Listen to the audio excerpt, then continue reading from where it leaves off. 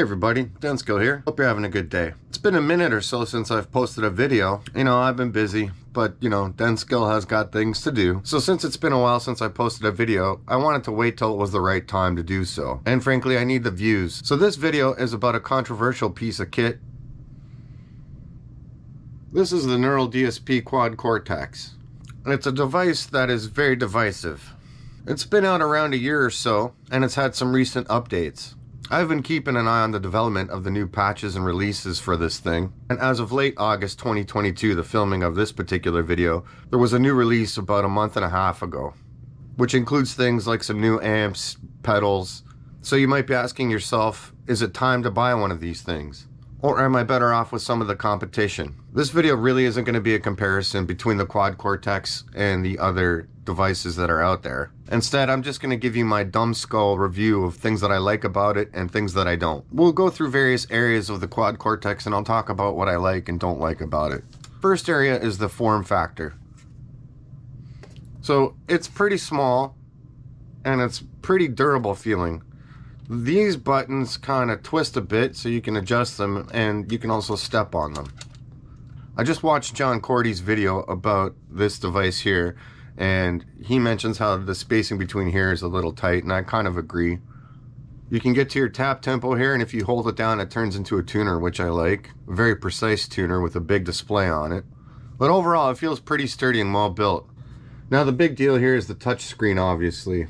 So I like it for how easy it is to use and drag things around with your finger. What I don't like about it is it takes some getting used to, and my chubby little fingers sometimes have a hard time typing letters and numbers.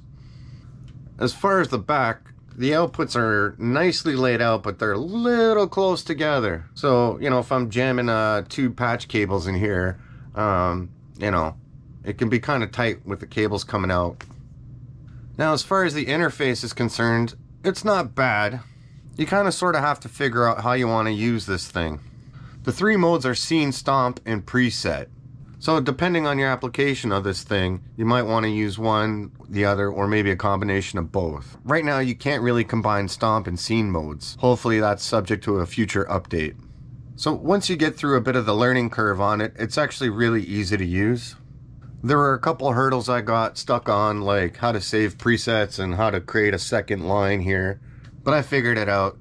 I also had to figure out how to use scenes, which is kind of the way I'm going with using this thing for my cover band. So one thing where the Quad Cortex might be a little bit behind the competition is it doesn't really have an expression pedal built in, so you gotta get a separate one. So that might be a hit or miss for some people.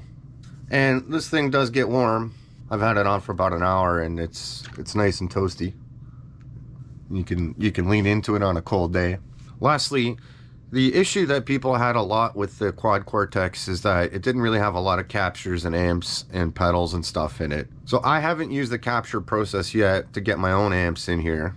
And I haven't really dug into using other people's IRs or captures yet. Still kind of scratching the surface of it. What I have done though is create a whole bunch of patches for my cover band, using the existing amps in there. Now right now I'm running this thing straight into the effects return of my amps, but I do have a Seymour Duncan power stage on the way, which is just a straight up power amp. So it's most likely at that point that I'll start using the cab sims and the IRs that are in the Quad Cortex. So how do I feel about it? Well, I really like how it sounds. I really like how it works. I mean, the sound and functionality of it are the biggest things for me. Do I love it yet? I'm still getting to know it, I think. It might take some time, but so far the sound and features and flexibility of it are really great. I have not tried a lot of the competition. The only comparison I have is basically the GT1000 that I owned for about a month. I have heard examples of the Helix and the Fractal stuff, and it sounds great too. And I think a lot of the choices between the competition sound-wise has a lot to do with personal preference and style of music that you play. We'll see what the future brings for the Quad Cortex.